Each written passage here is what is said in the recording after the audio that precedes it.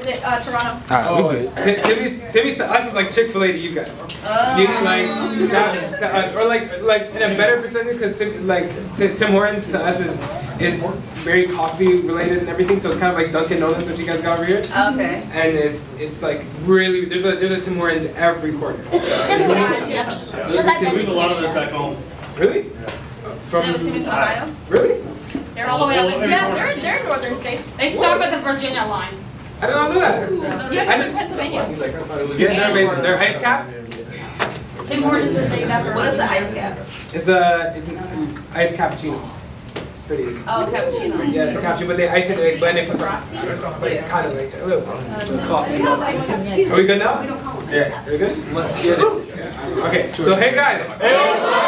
So, first of all, I want to thank everybody here for having us, for having me and MX here. You guys have been absolutely amazing hosts. You guys we've learned so much, genuinely, and I can't wait to take this back to Canada because I'm going to come back with literally notes and pages filled with things that, we can implement, things that we can get better at. Danny's famous saying, just get better. And so I literally created a document that just says how to get better. And I'm not even joking, so I'm going to take that back to them, and I genuinely can't wait to tell each and everybody's story to them. I'm definitely going to give out some numbers to the guys so they can reach out to you guys, and because they're going to be just so excited to learn from you guys. But so again, thank you so much.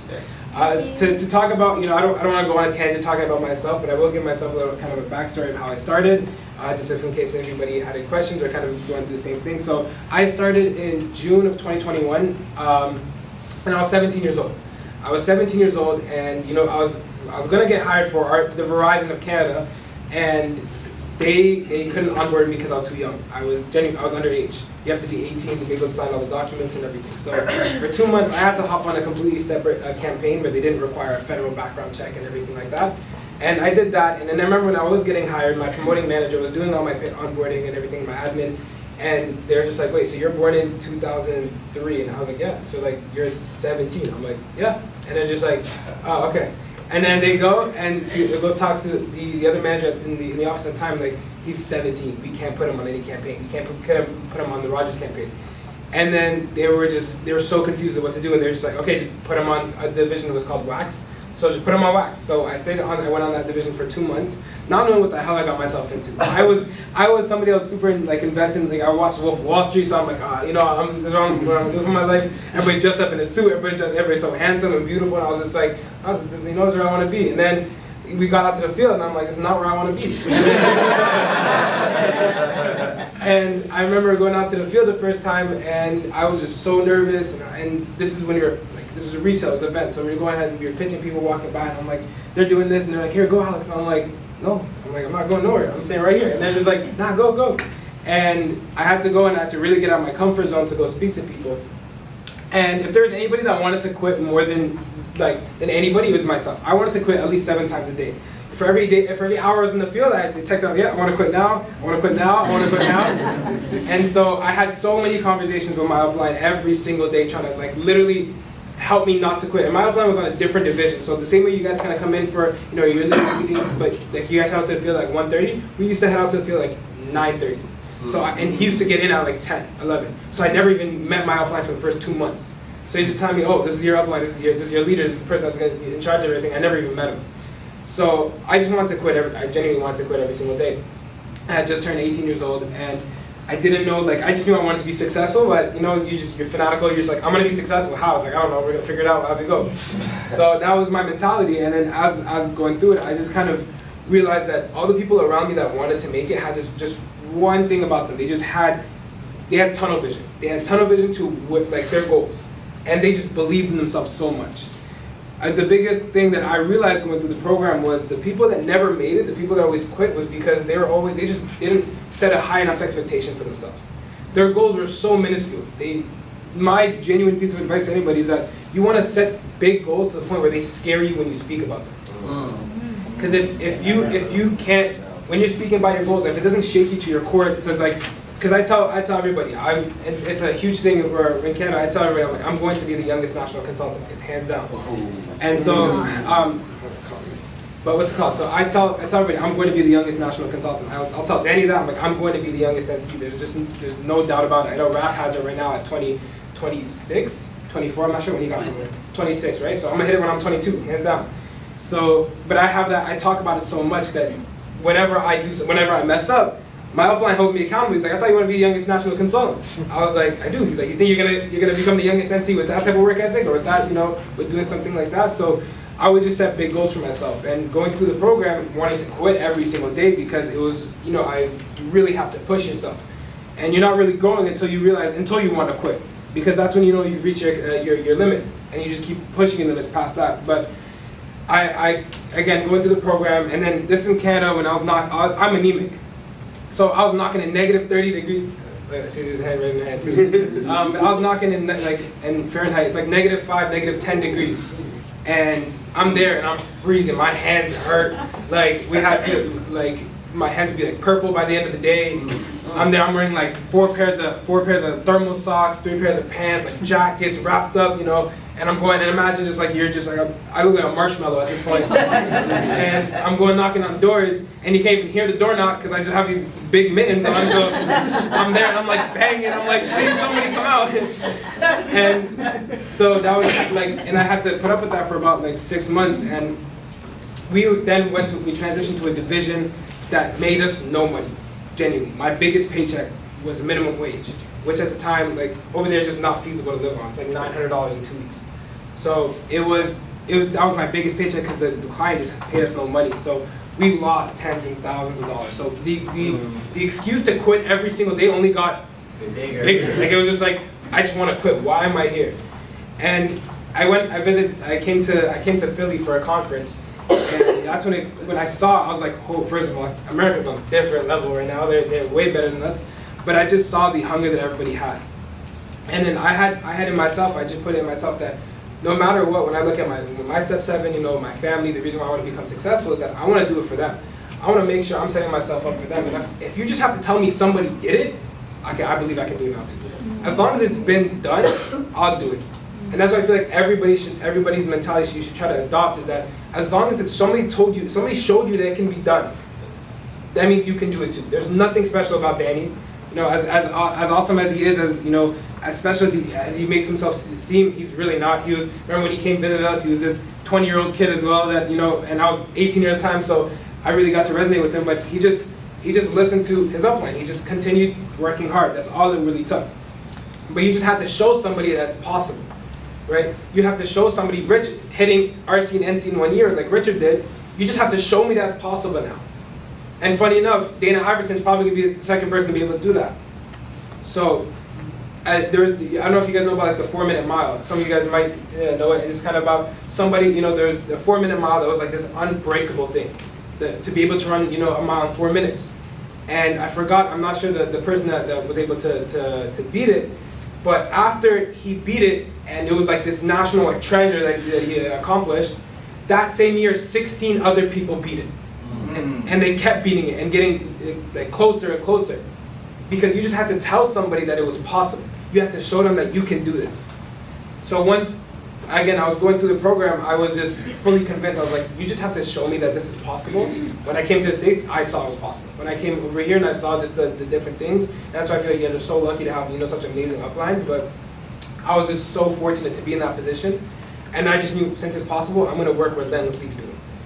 And what we do is not easy. It's very, very tough. If anybody told you it was easy, they're lying to you. I know all of us have went online and we've seen those work 1 hour a day for, or work 1 hour, 2 hours a week, and I make $10,000 a month working from anywhere, from Dubai, from California, do digital marketing, this and that. And whoever told you, I don't do much, I outsource everything, so I just sit back, make $50,000 a month, that doesn't just not exist. If it does, I'll leave right now. I'll drop everything out right now. It doesn't exist. To become part of the top 5%, top 2%, the top 1% of all Americans, Canadians, the world, the population, it's going to take more hard work than you can possibly imagine. It's going to take more dedication than you can possibly imagine. And when I was going through the program, as an 18-year-old, I had NCs telling me to quit. I had NCs telling me they told my upline, they're like, don't put your all your eggs in one basket with this guy. He's not going to make it. He's 18. He's going to blow through all his money. He's going to get promoted to management. He's going to blow through his bank account. I make more than those owners now, and I still save more than those owners because their mentality was they just had such a limited belief of other people and themselves. And unlearning bad habits is something, you know, a lot of us, you know, we have to deal with. And so my tip for anybody that's going through bad habits, because I had a lot of bad habits going through the program, which led to people doubting me so much. And I'd write down all of my bad habits, every single bad habit I know. You have to be honest with yourself when you're dealing with these bad habits. And this is what helped me get through the program, and kind of what helped me reach ownership was every week I focus on just one bad habit that I can try to get rid of. Whether it was procrastination in terms of, you know, like what time I was waking up, whether it was going to the gym, whatever it may be, but I made that one habit like my only goal for that entire week, aside from like just the business and stuff. But my personal thing was just that one bad habit. Work on it every single day. By the end of that week, you're gonna realize that bad habit just became one of your biggest strengths. Because as long as you focus on it so much, there's just no way that you're not gonna turn it into a positive. I did that until I started crossing out every bad habit. Towards the end, I realized by the end of I was on the program, all those bad habits were just gone. Yeah. And so I was able to set myself up to know that, like, now that I'm in my position, I get to run my own office, I'm going to make sure these bad habits never come back. And then I reached management. I wanted to reach management when I was 18, but I got promoted when I was 19. Literally, like I think 2 weeks after my birthday. But 3 weeks. I got promoted September 21st. My birthday is August 31st. So literally 3 weeks. That doesn't count. Yeah. So I was trying to make it to be like one of the youngest owners as well. That didn't happen. But don't youngest since he's coming. And then as I was going through the program, I was developing other people, and what I realized, what I loved about the business is that it's all about giving.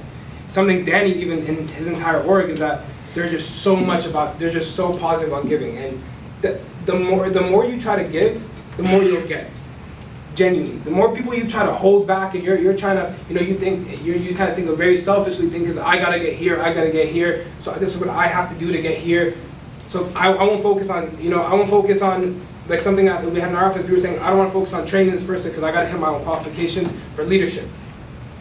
It's a good way, you know, to become a sales rep, but to become a leader, you're gonna take that person, train them, and still hit your qualifications. You don't need to be solo to hit your qualifications, because you understand that being a leader is being able to take somebody who's at zero, bringing them with you, showing them success, hitting your qualifications alongside of them. Because what that's going to do for that person that you're training is that they're going to see that instead of you just going out there to hire, you're coming back getting promoted to leadership. That's amazing. You're hitting your level 1, level 2 qualification. That's amazing. You know, but what's even better is that you took somebody else, made it even tougher for yourself, still hit the qualifications, that's where you are. That person's gonna be fully locked in now. That person's gonna be like, wow, this person not only did train me while they're trying to hit their qualifications, they high rolled while trying to hit their qualifications. I know exactly how they high roll, so now I'm gonna high roll. And as a leader, you're now setting yourself up for so much success, because it's impossible for you to fail. The biggest reason why owners fail in ownership is because they start unlearning all the good things that they learned. They stop working as hard as they did when they worked for somebody else. When you're working for yourself now, you become a lot more lazy. It's like, why don't you put that same work ethic working for yourself now? You double you get owner's job, you get the full cut for the commission.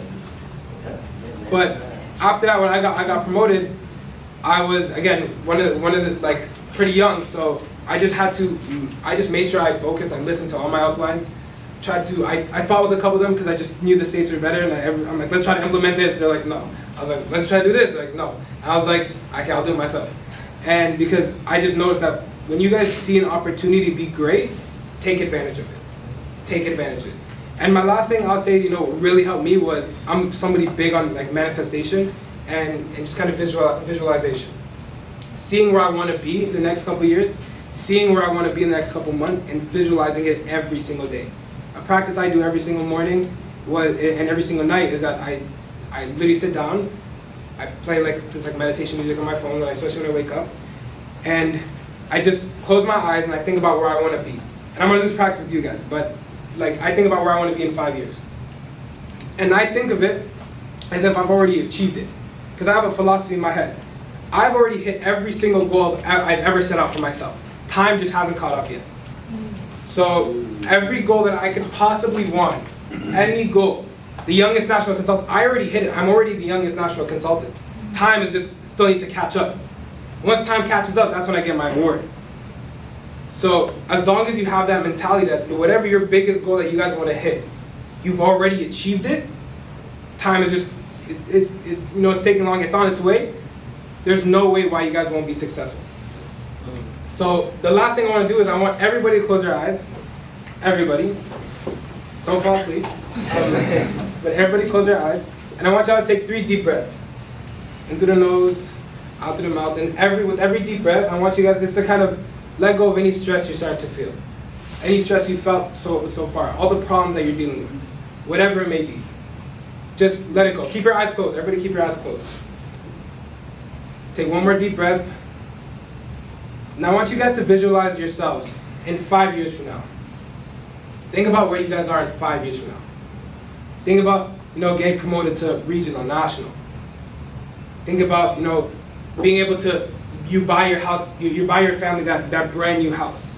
That feeling of your parents looking at you and them being in shock that you were able to do what nobody in your family could have ever done. That goosebump feeling when you're handing those keys to your family, to your parents, to your loved ones, and them sitting there and them looking at you, and them just literally, you see tears in their eyes because you've done something they never thought they could have ever had, and it was all because of you. I want you guys to think about, in a year from now, 2 years from now, I want you guys to think about your hands gripping brand new leather of a brand new car you just bought. You did it yourself. Nobody did anything for you. You did this all yourself. Surrounded by your loved ones. Surrounded by everybody you appreciate the most. Now I want you guys to think about yourself by the end of this week. Having high-rolled the entire country. Having done more in the field than any rep has ever possibly done. Broken every single record. Your name being called out on national calls. You speaking in front of a conference, in front of 1,000 people, and them calling you out saying, what did you guys do? Being one of the owners that breaks 30 liters, 40 liters, 50 liters in an office. And that feeling of you guys getting called out. Now I want y'all to take 3 more deep breaths. With every deep breath, I want you guys to realize that your goals are getting closer and closer and closer. And keep visualizing yourself in this place of success. Everybody told you couldn't do it. After those 3 deep breaths, we're going to take 1 more deep breath and we're going to open our eyes. But when you open your eyes, before you do so, you have to realize that every step you take from here on out, every single step is putting you on your path to become the most successful you've ever imagined yourself. It's putting you on the path to hit every single goal you've ever set out for yourself. And that every step you take it with dignity, you take it with pride, you take it with 110%. Because you're setting yourself up for the utmost success. You guys can all open your eyes now. So it's something that I do every single morning, something I do every single night. And I know just when I go out to the field, there's just no way that I won't do the best. There's no way that I won't be the most successful because I've now set myself up to become very successful.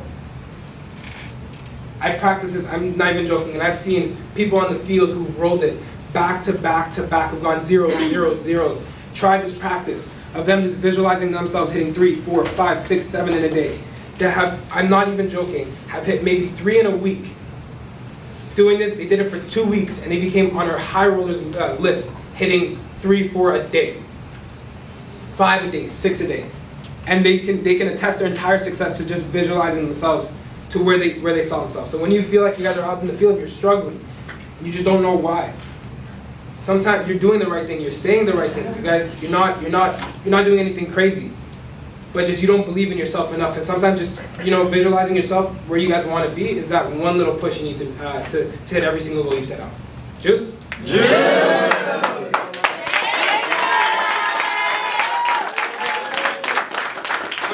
I don't know if you have time for that, but if you have any questions, if you guys have any questions about the journey or anything I dealt with, anything like that, yes. So I'd say, I know someone, for me, it's like I'm getting close to the point where I've been working so hard to get to. So what was that one thing that you you had in the back of your mind as a new owner? Like, what was that one thing that kept you pushing in the days where you felt like, can I really do this? Like, what did you tell yourself that just had you just keep going forward?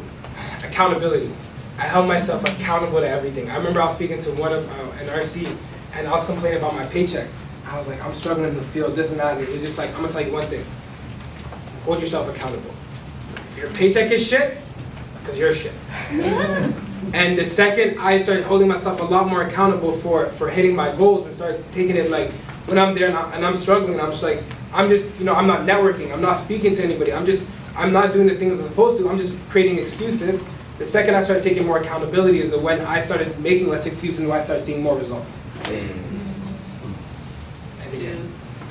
You said that in the beginning you had in your training program, you had a lot of people that doubted, whether or not you were even going to make it, and you had a lot of people that just wanted you to quit and didn't want you to be there.